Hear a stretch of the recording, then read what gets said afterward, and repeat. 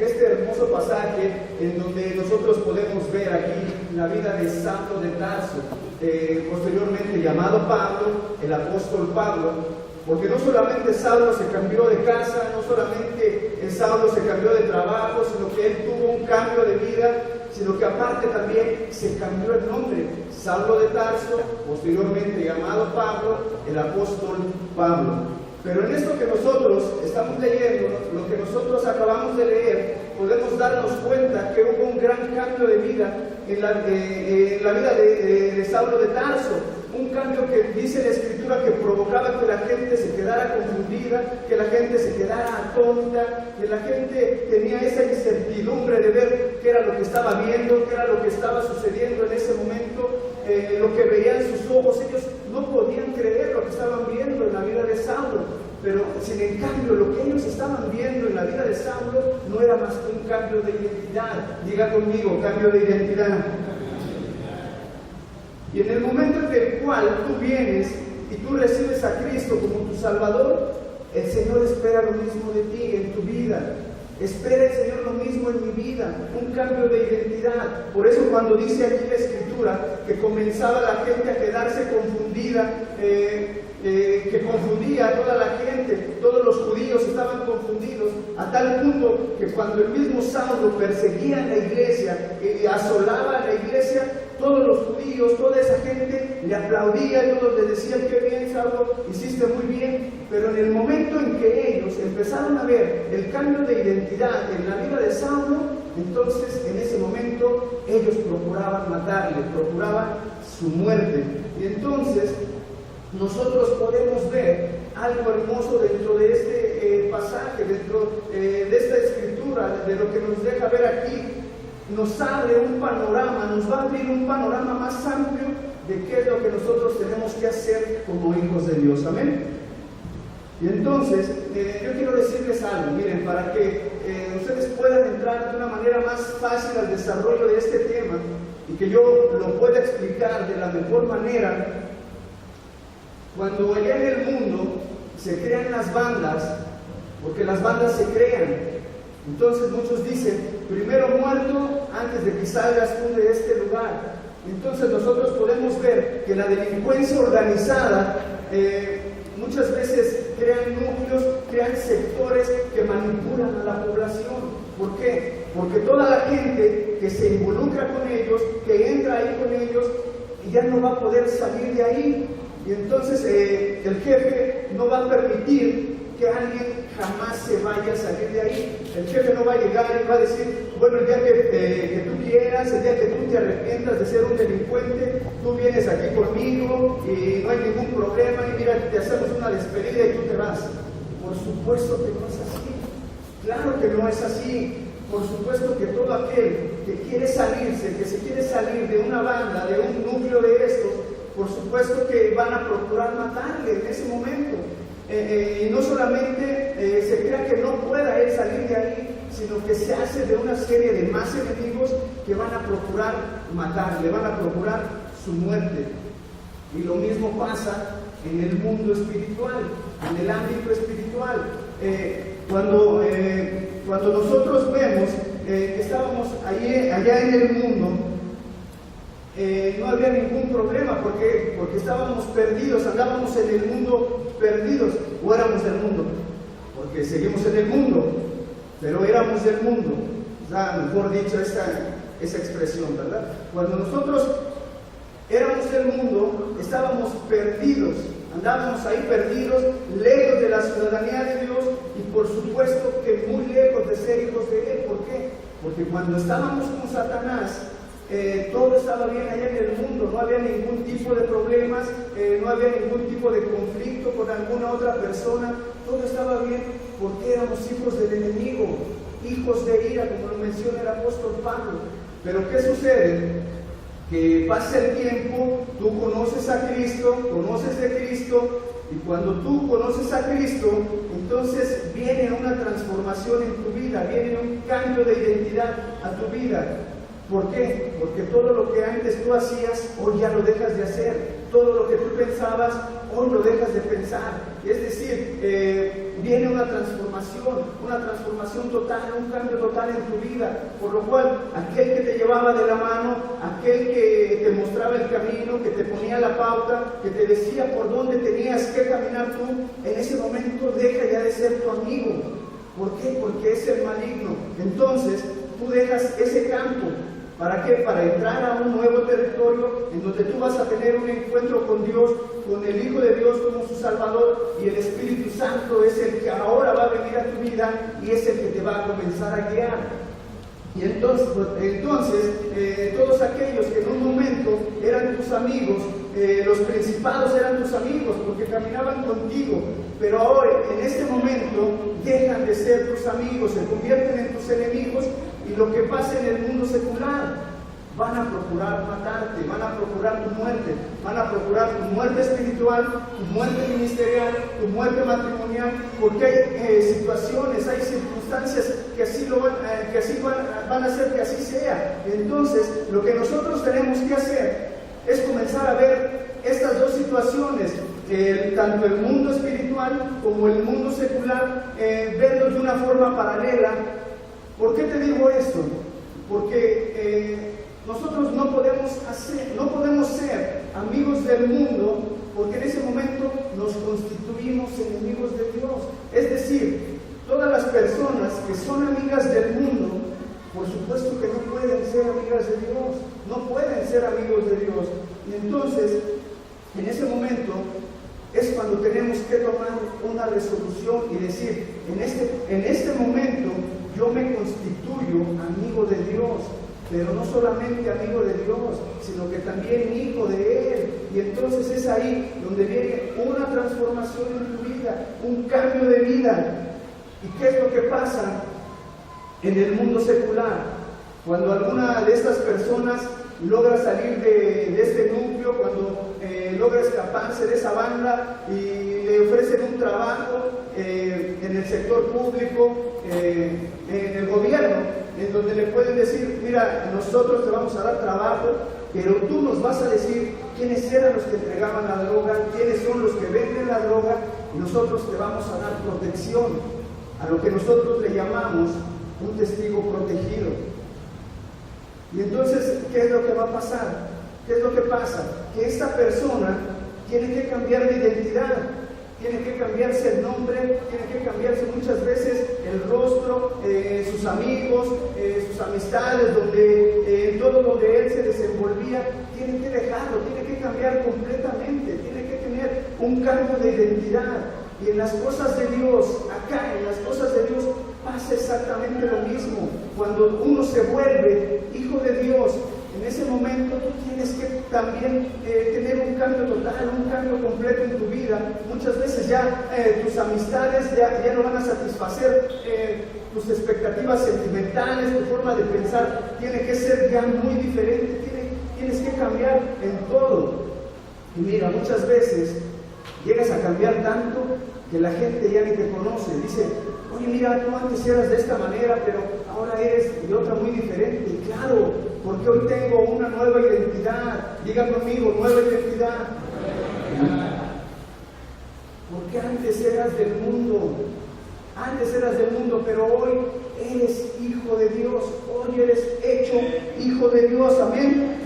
Y no solamente nosotros vamos a ser amigos de Él, sino que somos hijos de Él también. Pero también cuando vemos lo que dice Jesús en Juan 15:15, en donde les dice, ya no te voy a llamar más siervo, porque el siervo no sabe lo que hace su Señor, sino que ahora les voy a llamar, de hoy en adelante les voy a llamar mis amigos, porque todo lo que yo he oído de mi Padre, todo eso se los he dado. Y entonces ya no solamente vamos a ser siervos, sino que ahora también vamos a ser amigos del mismo Jesús. Amén. Y es ahí donde comienza este cambio de identidad en tu vida. Ahí es donde comienza esa nueva identidad para nosotros. En ese momento, y todo lo que se había perdido, ahora tú tienes que comenzar a recuperarlo. Pero lo tienes que empezar a recuperar bajo una plataforma, bajo la identidad de ser hecho hijo de Dios. Amén. Y entonces, cuando nosotros vemos todo esto que acabamos de leer, este pasaje, que es la plataforma, de esta predicación, que es la plataforma de este mensaje, de esta plática, cuando nosotros vemos lo que dice en Hechos 9:19, en donde dice que lo que causaba Pablo yendo a predicar allá, era no solamente, en ese momento lo que estaba haciendo Pablo al ir a predicar allá, era no solamente que dejaba confundida a la gente, que la estaba dejando atónita, sino que estaba viendo la gente un cambio de identidad en la vida de Saulo. Había cambiado Saulo su forma de ser, había cambiado su forma de pensar, su forma de hablar, y yo me atrevo a decir que hasta su misma forma de caminar. Había cambiado completamente, tenía un cambio total en su vida, de tal manera que la gente lo desconocía. Decían, pues ¿qué no es este el que venía y perseguía a la iglesia y la asolaba? Estaban viendo un cambio de identidad en la vida de Saulo. Y nosotros vamos a ver a continuación cómo es que Saulo de Tarso dejaba maravillada a la gente, la dejaba confundida, la dejaba atónita. Vamos a ver qué era lo que era antes Pablo, pero vamos a ver también qué fue después Pablo, qué era lo que era antes Pablo. Cuando Dios tuvo un encuentro con él, ¿qué fue lo que hizo Dios en su vida? ¿Qué hizo en la persona de Jesucristo? Cuando se le apareció allá en ese camino a Damasco y le dijo, Saulo, Saulo, ¿por qué me persigues? Vamos a ver qué era lo que era antes Pablo. Hechos 7:58.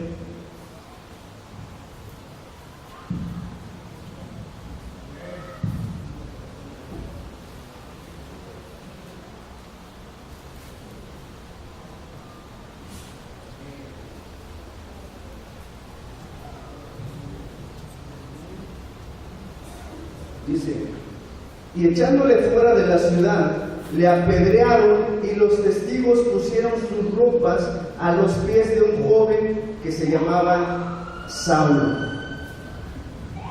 En ese tiempo, Saulo todavía era joven Saulo. En ese momento dice que sacaron de la ciudad a Esteban para apedrearlo. Y aquel que permitió eso, por supuesto que fue Saulo. Él permitió que sacaran a Esteban para que lo apedrearan. En ese tiempo, Saulo ya estaba trabajando con el ejército romano. Pero por supuesto que era él el que procuraba y quería la muerte de los cristianos. Pero ve, ¿qué es lo que dice que hacía? Dice que desnudaba a los cristianos. Los desnudaba. Y hoy hay mucha gente que se dice cristiana que desnuda a los mismos cristianos. Desnuda a los padres, desnuda a los hijos, desnuda a los pastores, desnuda a los hermanos, diciendo, ay, es que mi papá es de esta manera. Y empiezan a decir cómo es el papá, lo empiezan a desnudar. Es que los pastores son de esta manera. Y empiezan a hablar de los pastores. Oh, si vieras cómo son los pastores, tú no los conoces. Hoy gente tiene esta misma postura de Saulo, utiliza esa misma plataforma para desnudarlos, la misma plataforma que usó Saulo de Tarso en ese momento. Hechos 8:1.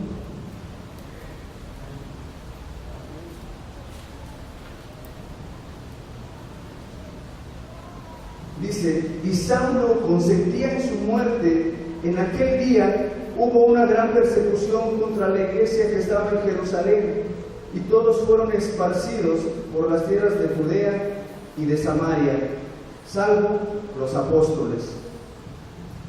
Dice aquí que Saulo consentía la muerte.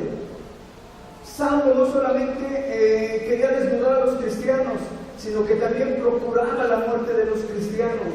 Gente que se dice cristiana también, que procura la muerte de los mismos cristianos, diciendo de esta manera, si tú no vas a la iglesia que yo voy, que es la mejor, porque es la más grande, donde se predica la verdad, tú estás perdido. Si no te pones el velo, tú estás perdido. Si tú te maquillas, te vas a ir al infierno. Si te pones falda larga, tú estás perdida también. gente que se dice cristiana, pero procura la muerte de los que verdaderamente sí somos hijos de Dios. Amén. 8:3. Y Saulo asolaba a la iglesia y entrando casa por casa, arrastraba a hombres y a mujeres y los entregaba en la cárcel. Ve, no solamente hacía lo que acabamos de ver, sino que dice también que asolaba a la iglesia, es decir, la dejaba sola. Es decir, Pablo iba con la gente que lo seguía, con su ejército, con gente a caballo, y llegaban ellos, iban y llegaban ahí a la iglesia, y ahí se plantaban, y dejaban a la iglesia sola. Nadie iba a la iglesia, y ellos decían, pues no viene nadie, no hay nadie en la iglesia. Es que si ellos saben que aquí está Saulo, pues ellos saben que los va a perseguir, que los va a matar, y entonces por eso la gente no viene. Y hay gente que también está en esta misma situación, en la misma situación que el apóstol Pablo, Saulo todavía en ese momento, en la misma situación. ¿Y qué hace? Hace todo lo posible porque la iglesia sea separada, porque la iglesia sea desgregada, porque la iglesia se separe, porque la iglesia sea dividida. Y dice aquí que Saulo dice que iba casa tras casa y que arrastraba tanto a hombres como a mujeres. Los arrastraba con sus murmuraciones, con sus comentarios, con sus disgustos, con sus enojos, con sus iras. Gente que tiene esa misma postura hoy en día, la misma postura que Saulo. Y dice que los entregaba en la cárcel, dice que los dejaba ahí en la cárcel y los dejaba ahí cautivos, los dejaba ahí prisioneros para que no continuaran, para que no siguieran con lo que ellos tenían que seguir haciendo. Y el problema de mucha gente que tiene esta misma postura del apóstol Pablo, de Saulo en ese momento todavía, el problema de este tipo de personas es que dejan prisionera a la gente con sus palabras. Tú no vas a poder seguir adelante, tú nunca vas a cambiar, los de casa de rehabilitación nunca van a cambiar, se la pasan saliendo y entrando de la casa. Dejan prisionera a la gente. No, hijo, mejor tú ya ponte a trabajar porque tú nunca vas a llegar a ser un profesionista. Que el Señor reprenda al diablo, perdón, en este momento. Porque en este lugar se van a levantar un grupo de jóvenes profesionistas, pero que amen y sirven a Dios, amén. Y también va a levantar un grupo de personas empresarias para que el Señor se manifieste ahí en sus vidas, amén. Hechos 9:1.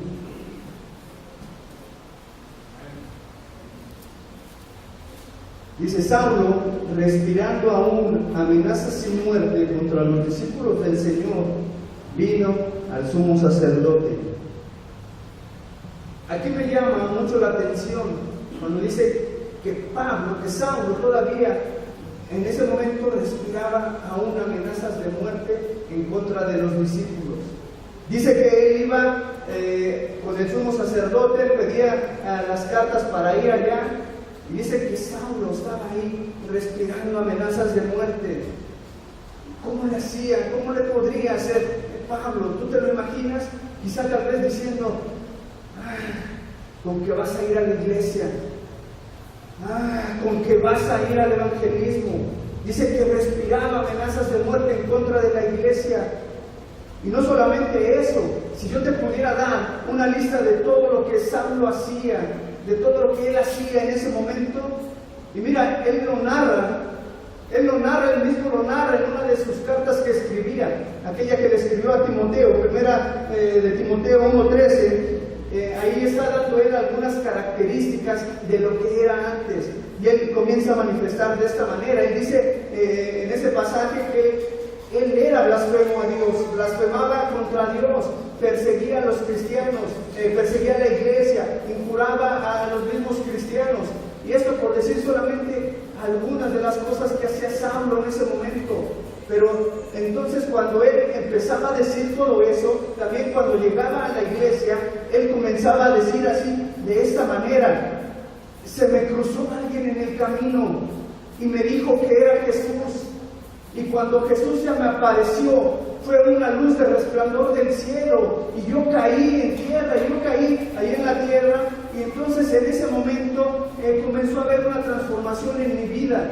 Y la gente que lo escuchaba, la gente que estaba viendo ahí a Saulo, no podía creer lo que estaba escuchando, no podía creer lo que estaban viendo sus ojos. ¿Por qué? Porque Saulo había sido un hombre injuriador, un hombre que perseguía a la iglesia, un hombre que procuraba azotarlos, que procuraba matarlos, entregarlos, desnudarlos, que él podía hacer todo lo que él quería con los cristianos. Y entonces ellos por eso no podían creer lo que estaban viendo, no podían creer lo que estaba sucediendo en la vida de Saulo, porque ellos lo que estaban viendo en la vida de Saulo era un cambio de identidad. Y Saulo en ese momento había cambiado, había dejado de ser un hombre injuriador, había dejado de perseguir a la iglesia, había cambiado todo dentro de sí, todo había cambiado Saulo, había un cambio total en su vida. Por eso la gente no podía comprenderlo. Y Saulo decía: es que yo ya estoy cansado de esto, yo estoy cansado de vivir de esta manera, yo ya no puedo vivir, yo no puedo seguir viviendo de esta forma, porque cuando yo persigo a los cristianos, cuando sigo respirando amenaza de muerte en contra de ellos, eso lo único que trae a mi vida es aflicción, un detrimento en mi alma, en mi vida almática. Y entonces yo creo que cada vez más Pablo se iba sintiendo acabado, se iba sintiendo cada vez más triste. Y entonces Saulo, él lo que hacía es que iba con sus superiores y entregaba y les decía: ahí están 25 cristianos más. Y entonces cuando él salía, toda la gente le aplaudía y le decía: bien, Saulo, hiciste muy bien, bien hecho. ¿Los mataron a todos?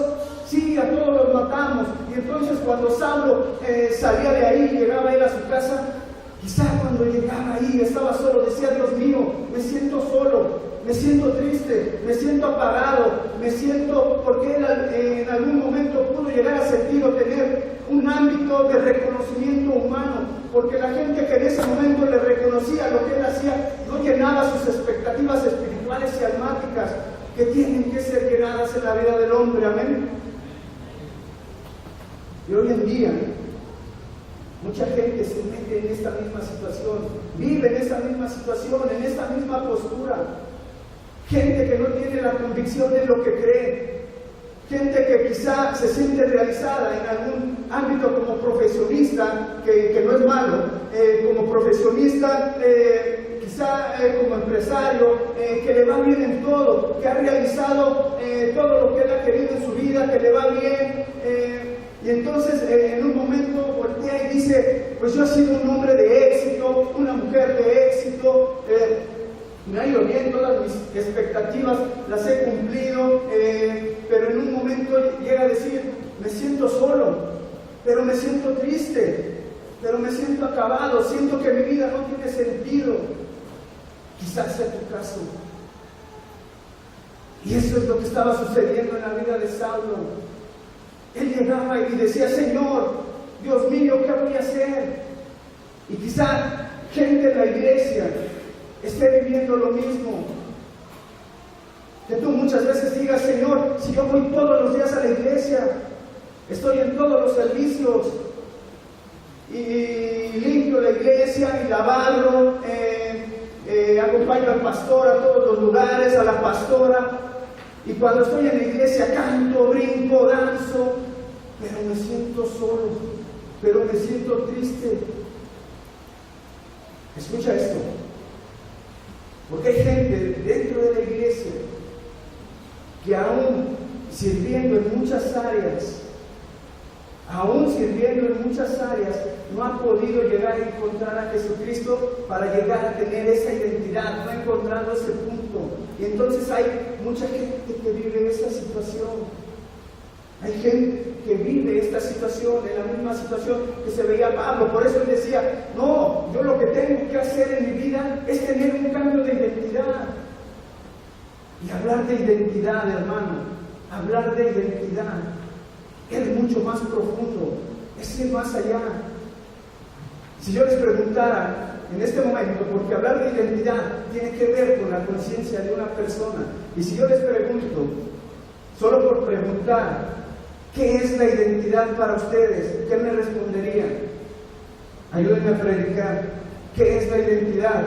Y esa no es la pregunta de los 64,000, para que usted no tenga miedo de responder, que yo le vaya a decir, no, usted está mal por esto y por esto, no. No es eso. Solamente ayúdenme a predicar. ¿Qué es la identidad para usted? Algo que te identifica. ¿Alguien más? Tener definido quién soy. Tener definido quién soy. ¿Alguien más? ¿Nadie más? Bueno. Hablar de identidad. Yo te voy a decir esto. Hablar de la identidad es un conjunto de rasgos propios del individuo o de la comunidad, o que caracterizan al sujeto frente a los demás. Es decir, te caracterizan, te identifican por ello. Es decir, como que tú eres chilango, tú eres jarocho, tú eres norteño. Eso te está identificando, y esto tiene que ver con el conjunto de rasgos. ¿Por qué? Por la manera en la que hablan. Entonces ahí se identifican. Entonces ahí hay una caracterización, están identificando al individuo. Pero aquí hay algo que me llama mucho la atención y que me gusta mucho, que dice que la conciencia tiene que ver, que la identidad tiene que ver con la conciencia de la persona. Por eso Pablo decía en ese momento, yo quiero cambiar de identidad, yo tengo que cambiar de identidad, tengo que cambiar de vida, tengo que cambiar esta conciencia, tengo que cambiar esa conciencia que solamente me trae condenación de muerte, que trae condenación a mi vida, que trae contienda, que trae murmuración, de ira, de enojo, de todo eso. Saulo quería cambiar, decía, yo quiero dejar todo eso, yo quiero algo que me haga diferente a las demás personas, porque en ese momento Saulo llegaba y entregaba las cartas a sus superiores y decía, estos son de los que matamos en Jerusalén, estos son de los que matamos en Roma, estos son de los que matamos allá en Damasco. Pero esto solamente era para saber a cuántos cristianos habían matado o de cuántos había permitido él su muerte. Pero cuando después de todo eso, cuando él hacía todo eso, él se sentía vacío, se sentía triste y decía, yo tengo que tener un cargo de conciencia, porque esta conciencia que traigo ya no me deja en paz, no me deja vivir, me dice que yo soy un asesino, me dice que yo soy un perseguidor, un desolador, me dice que yo soy un maliciente, me dice que me voy a ir al infierno. Y esto es lo que caracterizaba en ese momento a Saulo, porque era igual a las demás personas. Por eso la gente le decía eso, tú eres un asesino, tú eres un perseguidor, eres un injuriador. ¿Por qué? Porque era lo que lo caracterizaba en ese momento, era por lo que a él lo identificaban, porque él tenía la identidad en ese momento de un pecador, de un asesino, de un blasfemo. Pero en ese momento él estaba cansado ya, como quizás lo estés tú el día de hoy. Él quería tener un cambio de vida. Él decía, ya estoy cansado de mi manera en la que estoy viviendo, yo necesito algo, yo necesito a alguien que venga a cambiar mi vida, que venga a transformar mi vida, alguien que venga y me dirija por el camino por el cual yo debo de andar, alguien que me haga sentir lleno, alguien que me haga sentir completo, pleno, amén. Y entonces la vida de Pablo en ese momento fue transformada. Y por eso cuando llegaba Pablo, cuando él llegaba allá a la iglesia y él comenzaba a hablar y decía, si Cristo se me apareció, Cristo se me apareció, Él es verdaderamente el Hijo de Dios y Él es el que vive y Él es el que reina, amén. Dale una fuerte ofrenda de palmas al Señor.